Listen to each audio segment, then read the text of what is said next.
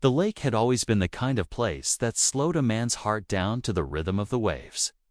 It stretched out wide and calm, a mirror to the sky, framed by trees that bent gently toward the water as though they'd been bowing for centuries. Most mornings, the mist would rise in a pale sheet across the surface, drifting upward until the first light of day burned it away. You could sit there on the bank with a cup of coffee, boots dug into the cool earth, and feel like the rest of the world had been hushed just for you. That was the life I had carved for myself, quiet, steady, and free of the chaos that seemed to live inside town lines. Folks in neighborhoods argued about trash cans left out too long or the color of someone's shutters. Out here, none of that mattered. My land wasn't much to look at by city standards, just a broad spread of grass, sloping toward the water, framed by old oaks and a few patches of wildflowers. But it was mine. More importantly, it was peaceful. I'd bought the parcel years back, with the idea that one day I might build a small cabin for myself, maybe even a dock for fishing. But life has a way of unfolding slower than plans, and I was in no hurry. The land stayed empty, open, and clean. To me, it wasn't wasted. It was resting. The soil had its own sort of patience, waiting until I was ready. Until then, I enjoyed it as it was, a stretch of earth where no one told me what to do, where I could listen to crickets sing at dusk and hear the wind moving through the trees. Like a hymn, neighbors weren't much of a thing out here. On the far side of the lake, a few houses sat shoulder to shoulder where families lived year-round. They had docks lined with kayaks and pontoon boats. Some had fences, some didn't. I stayed on the opposite side, where the land opened into longer, quieter stretches. It was the difference between a bustling town square and a backcountry road. I preferred the road. Still, the hum of human presence was never far away. Across the water, you'd sometimes catch the sharp buzz of a leaf blower or the laughter of children jumping from docks in summer. Once in a while, I'd see folks throwing parties, string lights glowing against the dark sky. The sound of music carrying faintly across the water. None of it bothered me much. That was their side. Mine was solitude. It was on evenings that I felt most connected to the land. The sun would drop behind the tree line, scattering its colors across the lake, turning it first gold, then a deeper red, until the water became a sheet of dark glass. I'd sit there and think about how long the lake had been here before any of us, how it had watched generations come and go without changing its rhythm. People built, tore down, fought, and passed on. But the lake remained. There was something grounding in that thought. The land wasn't just real estate to me. 'Twas a reminder that life didn't need to be complicated. You didn't need HOA rules, community boards, or neighbors peeking over fences to make sure you were trimming hedges just so. Out here, there was no president of the lake. No committee to decide whether the color of your siding offended somebody's sensibilities. Just earth, water, and air, only authority being the seasons themselves. Every spring, wild violets would scatter across the grass in uneven patches. Deer would wander through, nosing at the fresh green shoots along the edge. Summer brought the fireflies, tiny lanterns flickering across the fields like stars that had slipped down to earth. Autumn dropped a blanket of red and yellow leaves, thick and crunchy underfoot. And winter brought silence, just snow and ice locking the world still. I liked the rhythm of it. The way each season carried its own kind of beauty without needing anyone's permission. That was what drew me here in the first place. Freedom wasn't about money or flashy things. It was about standing on your own land, breathing in clean air, and knowing nobody could tell you how to live on it, of course. I was aware of the other world pressing up against mine. Across that lake sat people who belonged to homeowners associations, tightly wound communities where rules came stapled to property deeds. I knew a few stories how they sent letters over mailboxes an inch too tall or fined folks for leaving. their truck in the driveway. That life had never appealed to me. My side of the lake felt like the antidote to all that nonsense. Wide open and free. On weekends, I'd sometimes take long walks across my land. Boots crunching over dried grass or sinking into mud after a rain. I'd stop and look across the water, watching the other side like someone watching a play. The houses stood in neat rows, each one resembling the next, like soldiers lined up at attention. But mine was different. My land had no structure, no blueprint, no demand for conformity, just possibility. It felt like I had stumbled onto a pocket of earth the world had forgotten, a slice of quiet that hadn't been overtaken by rules or greed. And I suppose that's why I held on to it for so long without building. I didn't want to change it too quickly. Sometimes the best thing you can do with a place is leave it be. But peace is a fragile thing. It doesn't take much to crack it open. Looking back, I see now how vulnerable it was, how the very openness of the land invited eyes that didn't see beauty in its emptiness. Where I saw freedom and patience, others saw opportunity. To me, it was a sanctuary. To someone else, it looked like profit waiting to be plucked. At that time, though, I didn't think much of it. I believed the world respected boundaries the same way I did. If something wasn't yours, you left it alone. It was simple enough. After all, who in their right mind would look at a piece of land that wasn't theirs and decide to treat it as if it belonged to them? That thought never crossed my mind in those days, and so I carried on with my quiet life, tending to the simple rituals that made each day feel steady. Morning coffee by the water. Evening walks across the field. The soft sound of owls at night. It was a good rhythm, and I was content. But, like the still surface of the lake that hides the shifting currents underneath, change was already stirring on the horizon. Because somewhere across that water, someone had been watching my empty land. And to them, it wasn't empty at all. It started small, as most troubles do. At first, it was nothing more than a shift in the air, the kind you can't quite name but feel just the same. My land had always sat quiet, untouched, the grass growing wild, the lake breeze drifting through, without interruption. But one day, I noticed signs of footsteps where there shouldn't have been any. The grass was pressed flat in places, patches of earth disturbed as if someone had been walking paths across my soil. I told myself it was nothing unusual, maybe fishermen wandering too far from the shore, or kids sneaking across the field in search of a shortcut. Land as open as mine often tempted curiosity. Still, something about the pattern of it felt different. These weren't the random wanderings of a passerby. They were purposeful, consistent, almost as if someone had started staking invisible claims where they had no right. The truth revealed itself slowly, piece by piece, like the tightening of a rope you don't notice until it's pulling at your skin. The first real sign was the lumber. Piles of it stacked near the tree line, cut boards neatly arranged as though waiting for a project to begin. I hadn't brought it there. I hadn't ordered anything. But there it sat, bold and unapologetic, like a declaration.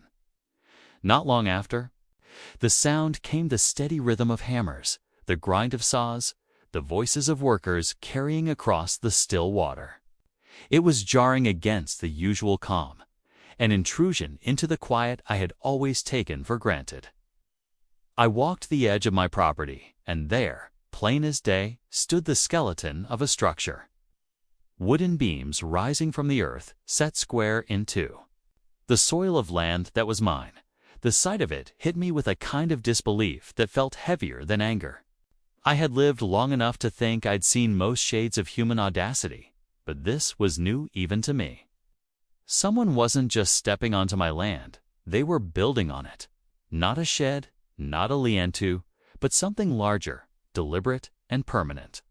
It was as though they had looked at my field, seen its emptiness, and decided to fill it themselves, and soon a name surfaced behind the intrusion.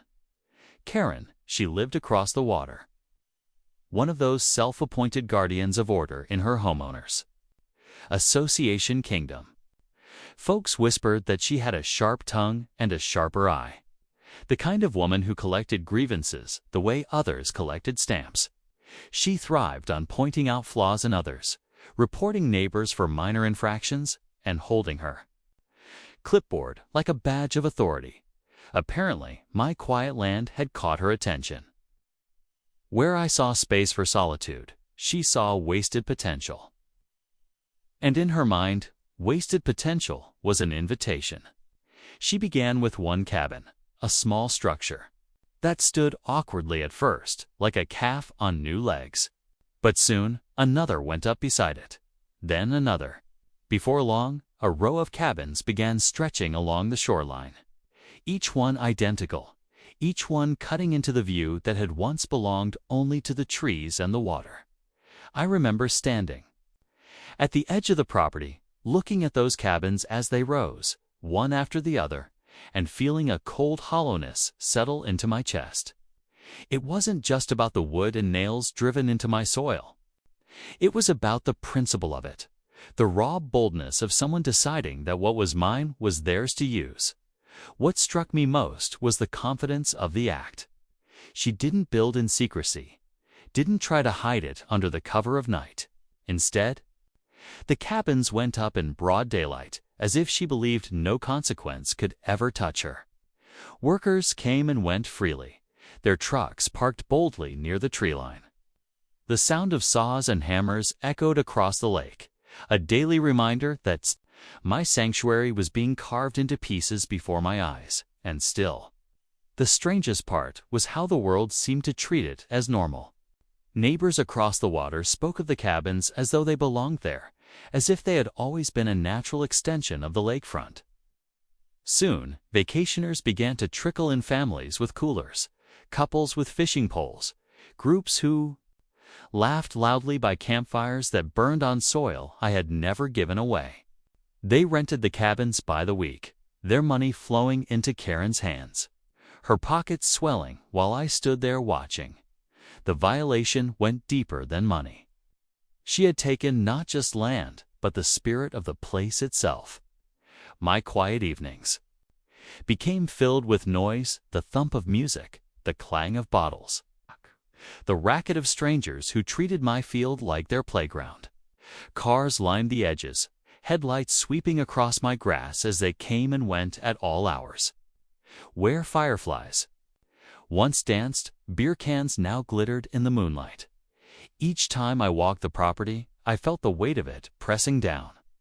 I thought about the years I had kept the land untouched, letting it breathe, giving it space to remain wild and free.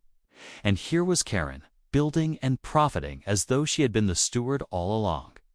I began to notice her presence too. She strutted across the cabins with a posture that spoke of ownership, her gaze sharp and surveying.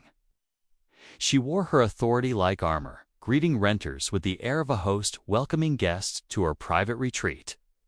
From the porch of her own home across the lake, she would point and gesture, directing workers as if orchestrating her empire.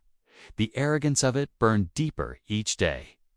Not because I didn't expect boldness from people like her, but because of how long she carried on without challenge. Weeks became months, months became years, and the cabins stood firm, each one a monument to her audacity. The longer it lasted, the more natural it seemed to those who used them, and the more invisible my ownership became in the eyes of others. What had once been mine alone now felt like a stolen stage, crowded with actors who had no business being there. And all the while, she lined her pockets, building a reputation as the proud owner of a lakeside retreat in soil that wasn't hers. Looking back, I realized that was the turning point. It was no longer just about losing peace. It was about reclaiming dignity, about drawing a line in the sand where someone had trampled too far. But in those early days, I let it unfold quietly, watching, measuring, waiting. Because while she built her empire on stolen ground, I was already beginning to plan how I might bring it all down. By the time the first cabin was finished, It stood like a blemish on the land. A wooden box with a slanted roof, windows that caught the light of the lake, and a deck slapped onto the front as if it had any right to overlook the water. But before I could even get used to the sight of that one, a second began to grow beside it. Then a third. What began as a single violation soon multiplied into an entire colony of cabins, spreading like weeds across my soil. Each one was near identical cookie-cutter boxes lined up shoulder to shoulder, built with speed rather than care. Workers moved in a rhythm, as though they were building from a template, hammering out structures with the precision of an assembly line. It was efficiency at its worst, stripping away the character of the land and replacing it with something generic, lifeless, and false. And yet, to the people who came, the cabins looked charming. They had fresh paint, new wood, little porches. With cheap chairs, they sat close enough to the water to boast lakefront views, and that was all most visitors cared about. What they didn't see was the theft beneath it all, the dishonesty that had been nailed into every board. Karen's operation grew quickly. By the end of the first summer, she had 6 cabins standing firm, their windows glinting in the sun like watchful eyes, each one filled with guests on weekends and holidays. Cars rolled in by the dozens, turning the once quiet slope into a makeshift parking lot. The smell of campfires and grilled meat replaced the scent of wildflowers that used to grow in open patches. I watched as strangers arrived with coolers full of drinks, with folding chairs and inflatable rafts. They spread themselves across my property like ants swarming a dropped crumb, scattering their laughter, their music, and their mess in every direction. What had once been a sanctuary became a carnival. The grass wore down under the constant. Trampling fire pits left black scars on the earth, and empty bottles clinked when the wind pushed them together. The cabins themselves seemed to mock me as they stood in line, proud and unashamed. Their decks faced the water, as though claiming the view as their birthright. Curtains fluttered in the windows, lights glowed warm at night, and smoke drifted lazily from chimneys in winter. They had taken on the illusion of belonging, as though they had always been there, when in truth they were parasites feeding on stolen ground. What struck me hardest was the rhythm of it, all the way the cabins turned into a business so quickly. The way Karen managed it with the confidence of someone who believed she was untouchable. She collected payments, handed out keys, scheduled bookings, and maintained the cabins with a surprising efficiency. It wasn't just a hobby. It was an empire, built entirely on land that wasn't hers, and people loved it. They praised the cabins online, talked about the hidden gem by the lake, and returned summer after summer. Families made traditions out of visiting. Groups booked the cabins for holidays. Week after week, month after month, strangers came to stay, leaving behind only scraps of their enjoyment and lining Karen's pockets with profit. 2 years passed like that. 2 full years of watching my land being used, my soil-supporting cabins that paid me nothing. 2 years of Karen living as the proud owner of something she never owned. 2 years of peace stripped away, replaced with the constant churn. Of visitors, there was a rhythm to their arrival and departure. Fridays brought the rush cars pulling in, coolers unloading, laughter echoing as new groups settled into their cabins. Saturdays were loud, filled with music and shouting, with smoke curling into the air from grills and fire pits. Sundays were quieter, marked by departures, vehicles rumbling away and leaving behind the detritus of their stay. Then the cycle began again the following weekend. The land itself began to show the toll of it. The once soft grass grew thin and patchy, beaten down by endless footsteps. The soil compacted hard, no longer breathing the way it once had. Trash lingered, no matter how much was cleaned, bits of wrappers caught in the reeds, bottle caps pressed into the dirt, ashes scattered where bonfires had burned. Even the lake water near the cabins grew murkier, churned up by swimmers and littered with forgotten toys, And yet, the cabins thrived. Fresh coats of paint kept them looking new. Repairs were done quickly, boards replaced before they even had time to weather. To the casual eye, they looked like a permanent fixture, as though they belonged as much as the oaks and the shoreline. But I knew better. They were intruders dressed up as neighbors, false faces on ground that had never welcomed them. Karen walked the property, often carrying herself with the ease of a queen surveying her kingdom. She checked cabins between guests, greeted renters with a bright smile, and made sure the business ran smoothly. To the people who stayed, she was the rightful owner, the hospitable host who had generously opened her land for their enjoyment. Not one of them knew the truth. Not one of them guessed that every night they spent in those cabins was spent on stolen ground. It was the audacity that burned most. She hadn't hidden her theft. She had flaunted it, dressed it up in charm, and turned it into profit. And the longer it went on, the more natural it seemed. The cabins became a fixture in the community, talked about and admired as if they had always been there. Even people from town spoke of them with pride, as though the lake had gained a treasure. But for me, each passing day tightened the knot in my chest. I had been patient, far more patient than most men would have been. I told myself the land would outlast her, that her empire couldn't stand forever. I reminded myself that greed always carried the seeds of its own downfall. But patience can only hold so long when each sunrise brings the sound of strangers laughing on what should be your soil. I knew, deep down, that I would have to act. Not with rage, not with noise, but with the same quiet calculation that had guided me through life. Karen had taken what was mine, built an empire on it, and profited for years without consequence. But empires built on theft rarely last. All it takes is the right push at the right time.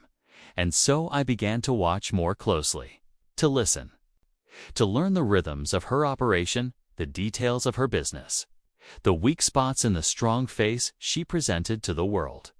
Because if she could use my land without permission, then I could use her arrogance against her.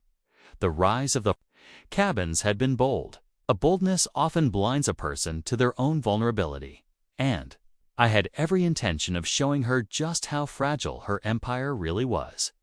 Time has a way of softening the edges of most things, but not this. What Karen built on my land didn't fade into the background or settle into something tolerable. Instead, it grew sharper with each passing month, the injustice of it cutting deeper every time I watched another car pull in. Another group of strangers claimed space on my soil. For 2 years, she operated without pause. 2 years of guests filling the cabins, weekends booked solid, summer months overflowing with families, eager for their slice of lakefront living. She had found her gold mine, and she worked it with ruthless efficiency.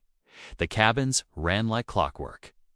Guests would check in Friday afternoon, hauling their gear down the slope. Children racing toward the water as parents unpacked trunks and coolers. By Friday night, the once quiet field flickered with the glow of fire pits and echoed with music bouncing across the lake.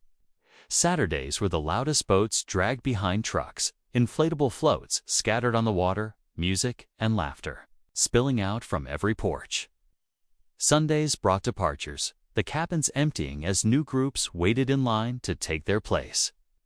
The cycle was relentless, and Karen never let the cabins sit idle. She was meticulous about it. Workers she hired would arrive Monday mornings to sweep out the cabins, replace linens, clear the bottles and cans left behind, and patch up whatever damage the guests had done. By Tuesday, repairs were complete. By Thursday, the cabins stood, ready again, clean, fresh, and waiting for the next wave. The efficiency of her system both impressed and infuriated me. She had turned my land into a machine that printed money for her. Every cycle brought more cash into her pockets. While I stood at the edges of my own property, watching her build a fortune. And it wasn't just the cabins themselves. She milked the guests for more. Firewood bundles sold at a premium, lake tours she organized for extra fees, even charging people for parking space on my soil. Her greed had no ceiling. She carved out every drop of profit she could squeeze from my land, as though she had planted it, nurtured it, and earned the right to harvest it. 2 years of this war on me, not just in noise, though the noise was constant, just in litter. Though every Monday I'd find scraps scattered across my fields, 'twas in the erosion of what had once been sacred. My land, once a sanctuary of quiet, was reduced to a business ledger for someone else. The wildflowers stopped blooming as thick in the trampled soil. The deer stopped wandering through the fields, and the fireflies scattered from the constant glow of porch lights. The land was suffocating under the weight of her greed. The strangest part was how the world around me began to treat the cabins as if they truly belonged there. Locals praised Karen for her entrepreneurship, admiring how she had turned unused land into something valuable. Vacationers left glowing reviews online, calling the cabins a hidden jewel, a perfect retreat, an affordable escape. None of them questioned ownership. None of them wondered how cabins had sprouted on a piece of earth that had once been open. They saw profit, and that blinded them to theft. Karen herself walked the grounds like royalty. She was no longer just the HOA watchdog across the lake. She was now the proud operator of a thriving business. She wore her success in her stride, in the tilt of her head, in the way she spoke to her renters. To them, she was the rightful owner, generous enough to share her property with strangers, when in truth, she was nothing more than a thief with a clipboard. She grew richer with each season. New furniture appeared on the cabin porches. Fresh paint kept them looking pristine, and word of her resorts spread wider. By the second summer, she had waitlists of families eager to book weeks in advance. What had started as a bold gamble had become a steady stream of income, untouchable in her mind. But arrogance has a way of dulling caution. She had operated without consequence for so long that she began to believe herself invincible. She filed paperwork under her name, listed the cabins as assets, and flaunted her success to neighbors across the lake. She didn't just profit quietly, she bragged about it, paraded it, as though daring the world to challenge her. And that was where the seed of her downfall began to grow. Because while she was making money, I was watching, patiently, quietly, carefully. I learned every detail of her operation, every pattern of her renters, every corner of the land she used. I knew the rhythm of her profits, the names of her workers, even the times when she left the cabins unattended. Her success was loud and visible, but my patience was quiet and sharp. I didn't need to shout or stomp my feet to reclaim what was mine. I only needed to wait to let her greed stretch further and further, until it became the very rope she would hang herself with. The truth about stolen empires is simple. They are never stable. They might stand tall for a time, but their foundation is rot. And all it takes is the right pressure, the right moment, to make the whole thing collapse. As I watched her rake in profits for 2 years straight, I began to understand that moment was drawing near. She had grown too bold, too visible. The cabins weren't just an annoyance anymore, they had become evidence. And where she saw her legacy, I saw her vulnerability. The quiet life I had built for myself had been disrupted, twisted into something loud and ugly. But patience is a powerful tool, sharper than rage when wielded correctly. I wasn't going to storm onto the land and tear her cabins down by hand. I wasn't going to shout until my voice gave out. I was going to wait until the right piece of truth, revealed at the right time, toppled her whole scheme in a single blow. 2 years of profits, 2 years of arrogance, 2 years of watching her play queen on land she didn't own. It was almost poetic. So she built herself up high enough that the fall would be devastating, and I intended to be the one who gave her the push. By the end of the second year, Karen had grown too confident. The cabins weren't just a side project anymore. They were her pride, her identity, her claim to authority over the lake. She strutted across my land like it was her stage, her renters, like an audience applauding every move. From her point of view, nothing could touch her. She had built an empire, and it stood strong. But empires built on theft never stand forever. I had let her have her run, not out of weakness, but out of patience. I knew the kind of person she was: bold in the short term, reckless in her confidence, blind to the cracks forming beneath her. She had operated for so long without consequence that she had begun leaving trails everywhere. She filed taxes on the cabins. She listed them as rentals under her own name. She bragged about the money she was making.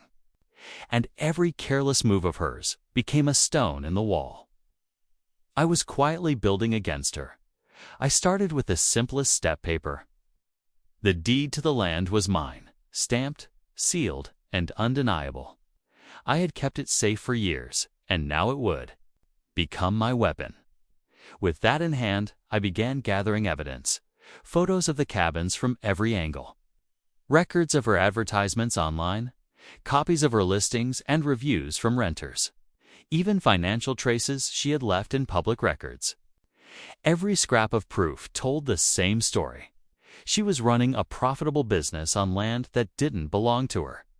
The more I gathered, the clearer it became that she hadn't just overstepped, she had walked herself straight into a trap. Arrogance had made her sloppy. She hadn't hidden her profits. She had flaunted them. Once I had everything, I moved carefully. I filed complaints with the county, submitting documents that proved ownership of the land and detailed the illegal use. I handed over photos, records, and maps. The officials took their time, but once the wheels began turning, they moved with the kind of weight that arrogance can't stop. Permits were checked. Ownership was verified. Taxes were reviewed. And it didn't take long before her entire operation began to unravel. The first blow came quietly: letters from the county, demanding explanation, demanding paperwork she didn't have, demanding justification she couldn't provide. To her renters, the cabins still looked solid, but behind the scenes, the ground was shifting beneath her feet. The second blow was louder. Inspectors arrived, walking the property, measuring, taking notes, photographing every detail. They didn't just see cabins, they saw violations stacked one on top of the other. No permits, no approvals, no rightful ownership. Every nail in those cabins was a violation waiting to be torn down. Karen tried to resist, of course. Chad. Lived, too long in her illusion of authority to admit defeat easily. She waved her papers, raised her voice, and insisted the land was hers to use. But the county didn't argue. They didn't need to. They had the deed. They had the evidence. And they had the authority that even Karen couldn't bully. The third blow was the final one. Notices were posted on each cabin, bold and undeniable. They weren't cozy vacation spots anymore. They were condemned structures, ordered to be vacated and removed. Renters canceled their stays. Money dried up overnight. And her so-called empire collapsed under the weight of reality. I watched it unfold from a distance, not with anger, but with a calm satisfaction. The cabins that had once mocked me with their proud false presence now stood as empty shells, marked for demolition. The same trucks that had once brought wood and supplies now arrived to tear the structures down, piece by piece. Boards were pried loose, nails pulled, roofs dismantled. Slowly, the cabins vanished, leaving only bare scars on the soil where they had once stood. The land looked wounded but free. And with time, I knew it would heal. Grass would grow back. Trees would stretch their shadows again. The quiet would return. The earth has a way of reclaiming itself once the noise is gone. As for Karen, her fall was as swift as her rise. The profits she had pocketed for 2 years were weighed against the fines, the lawsuits, and the tax collectors who now came knocking. Neighbors who had once admired her entrepreneurship now whispered about her greed, her arrogance, her downfall. She had strutted too proudly, too publicly, and now she had nothing to show for it but debt and humiliation. I never raised my voice. I never laid a hand on a single cabin. I let patience and truth do the work for me. In the end, she wasn't defeated by my anger. She was defeated by her own greed. When the last cabin was hauled away and the land stood empty once more, I walked it slowly, boots pressing into the soil that was mine again. The scars were their patches. Of dirt where grass had been crushed, blackened spots where fire pits had burned, ruts from the tires of careless guests. But the land was breathing again. The silence had returned, broken only by the rustle of wind through the trees and the gentle lap of water against the shore. Standing there, toting that, I thought about how close I had come to losing it all, not legally, but spiritually, the peace, the quiet, the simple life I had built. For 2 years it had been stolen, twisted into something ugly. But patience had restored it, and the land had proven stronger than her greed. There's a lesson in that. 1. I carry with me still. Greed can build quickly, but it cannot last. It consumes too much, too fast, and leaves nothing behind but ruin. Patience, on the other hand, builds slowly but endures. Just like the lake, steady and unchanging, while the noise of people comes and goes. I never built cabins of my own. Didn't need to. The land wasn't meant to be crowded or carved into profit. It was meant to be quiet, to breathe freely, to offer peace. I kept it that way, letting the wildflowers return, letting the deer wander through again, letting the fireflies reclaim their stage at night. Karen's empire had risen and fallen in the span of 2 years. A flash of arrogance burned out by its own fire, but the lake remained. The land remained. And so did I, steady as ever, watching the water ripple under the setting sun. Grateful for the return of silence. In the end, she built 6 cabins. She made money, she laughed, she strutted. But all of it crumbled because none of it was truly hers and me. I still have the land, the quiet, the peace, and the satisfaction of knowing that sometimes the best revenge isn't loud or violent. Sometimes it's just letting the truth, slow and steady, do the work for you.